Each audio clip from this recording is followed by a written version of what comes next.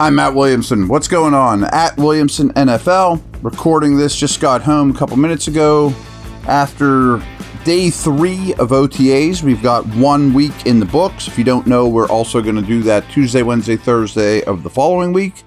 And then minicamp, which is not the same, a little more advanced, and it's mandatory. You could find if you're not there, will be the week after that. So 3 weeks in a row of Tuesday, Wednesday, Thursdays, and then the players basically disappear for the only time of the year that they're able to do that. And then we get back to Latrobe. I mean, that's the schedule here.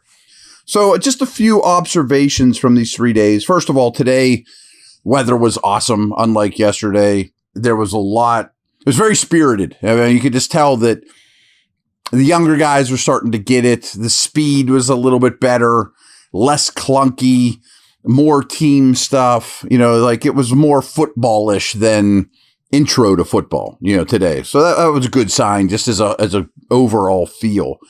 Some guys I wanted to talk about, and I mentioned this before, but just what, again, please, these are guys in helmets and shorts. There's no pads, there's no blocking, there's no tackling, there's no taking on blocks, there's no physicality, there's not, you know, yeah, there's some hand fighting through routes, but there's not a lot of physicality. So mostly just body types, movements, things like that. But the Steelers' 3 offensive linemen that they're most invested in, to me, are all as promising or more promising than ever. Just seeing them on first blush. Frazier is so serious and so focused and very quick out of his stance and low, and all his movements are very powerful and stocky and wrestler-like. And Troy, who we talked to 2 days ago, really looks the part. I know he's not super tall for a tackle, but he seems very comfortable on the right side. His quickness off the ball is outstanding. His change of direction is excellent. His body control is really, really good.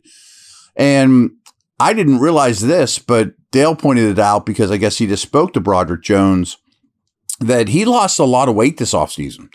Now, the left tackle, right tackle thing is somewhat of a misnomer. You know, right tackle's your big, strong mauler. Left tackle's the dancing bear, skinny guy, you know. But there is still some truth to it. And he's down to like 305, 310. I think he lost 20 to 25 pounds. And you can see it. I mean, it's not like he was fat at all. His body is never a problem. But boy, I mean, once he mentioned it and I really paid attention, it's like, yeah, he definitely looks leaner, quicker, more agile. No question. So I thought that was noteworthy and worth bringing up. As I've talked about, it's easier for me to watch the offense than defense, but they did do some team stuff on the field closest to us, which was helpful today. I'm blown away by Darnell Washington. I mean, talking about size, he has to weigh every bit of 300 pounds. His lower body is bigger, thicker, stronger than ever. He's making plays down the field. He can run. You know, it's not just the dump off stuff that we saw last year. He's making plays down the seam. Really excited about what he could do. And I don't want to get ahead of my skis on Ramon Wilson, and these kind of drills would be up his alley. Same with Calvin Austin, smaller, you know, movement type guys. But he has some physicality to him too. And I think he's more explosive than I remember a year ago watching him live. I think that there's way too many people writing him off. You know, good in and out of his breaks. He's another guy that's very low to the ground. I think he's going to be useful week 1, no matter what. Sure seemed to me, and trust me, I'm not charting these things, that Will Howard was getting more and more run every day of practice, which was, he looks very comfortable. I watched him talking to media and, you know, with his teammates, and he seems to be fitting right in and kind of taking the ball and running with it, to be honest with you. Kind of mentioned this before, but I saw a lot more ones versus ones, good versus good, whether it's team drill, mostly team drills, 7-on-7, stuff like that. And what I mean by that is starters versus starters, you know, out there. And again, not full speed, not tackling, but you saw a lot of the better players that are in attendance on the field for much of today, you know, compared to early in the week. And doesn't mean they're not working in the lower guys, but I saw a lot more of that in this instance, which was great. You know, I thought that was really useful. And Peyton Wilson, you could see he looked like he was doing green dot stuff. He looked like he was doing every down stuff. He also looks way more comfortable in year 2.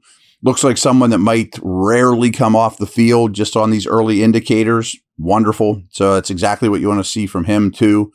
Now, again, warning, the stuff I have told you and will be telling you is going to be positive. It's not going to be like this guy's tripping all over himself and can't, or he doesn't know his assignments, So a lot of this stuff is going to be positive in nature. It's May.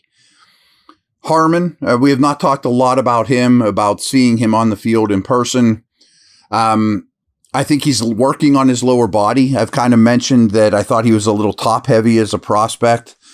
Less so now than his Oregon tape, and he bends his knees well. He comes out of his stance. His length is obvious. Clearly, he's also running with the top guys quite a bit. So exactly what you want to see. And along those lines, obviously these guys are taking a big key from Cam Hayward. And Keanu Benton sat down with us, had a really good talk with him. He's a very personable young guy too, and he's going to stay in town this weekend and lift and relax and fish and, not the super care about Benton's weekend plans are. But we talked about too, the influence of Cam Hayward, and Benton couldn't rave enough, of course. And as well as, man, he's talking about Harmon and Black, how eager they are as rookies to learn in that defensive line room. And then I talked a lot with Benton about his alignment. Everyone says, oh, he's a nose, blah, blah, blah. He's like, no, I mean, yeah, they call me a nose guard. He used the word guard. But he's like, I probably line up almost equal amount of snaps somewhere over the tackle, either a 4-eye on the inside shoulder of the offensive tackle or a 5 technique on the outside shoulder of the tackle, and everywhere in between.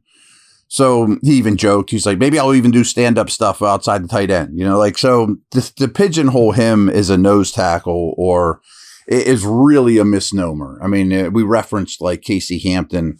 That's not what he's that's not what he's asked to do. That's not what they're going to ask him to do. And he kind of implied that they may even move him around between tackle to tackle even more this year. So totally get it. BetOnline is the world's most trusted betting platform and your number one source for all your sports betting action. With the largest selection of odds and everything from the NBA to NHL playoffs to MLB to UFC and boxing, BetOnline has you covered for all your online wagering info.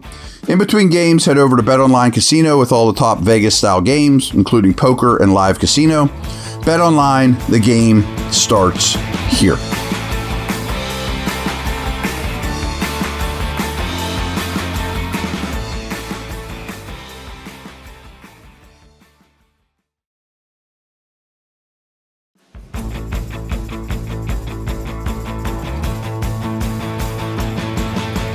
Wanted to finish things off for the week.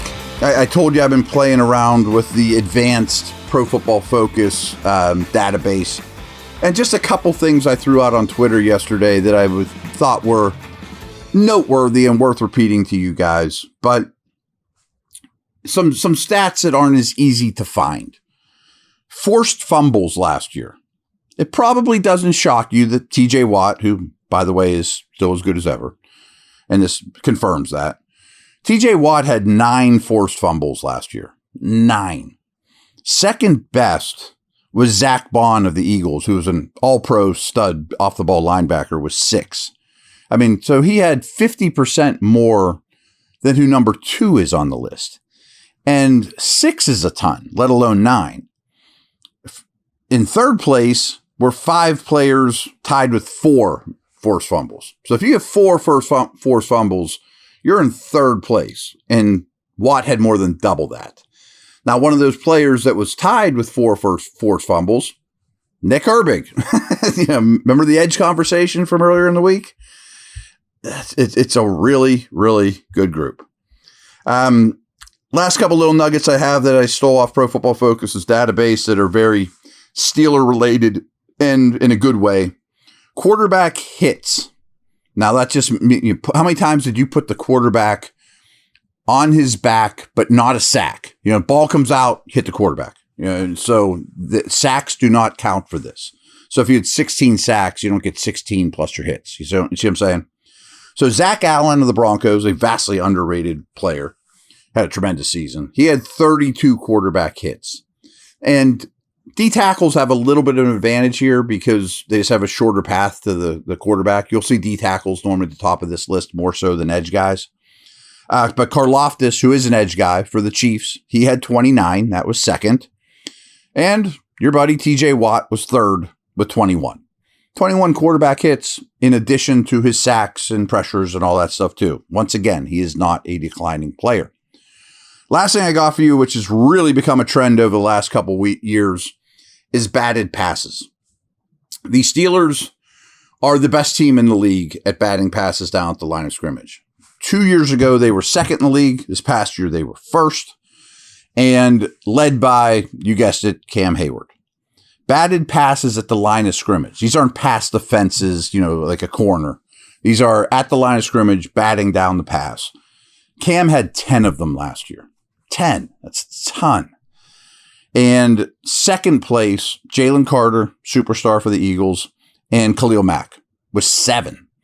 So that's what I found really significant, especially really only the batted passes stat that Cam just dominated and the forced fumble stat that Watt just dominated, I thought were noteworthy because so much more than even the second best in the entire league, which is the second best guy is awesome at these things. So that's a wrap. I hope everyone has a wonderful weekend. I don't expect any big Steeler news, but they will reconvene on the South Side on Thursday.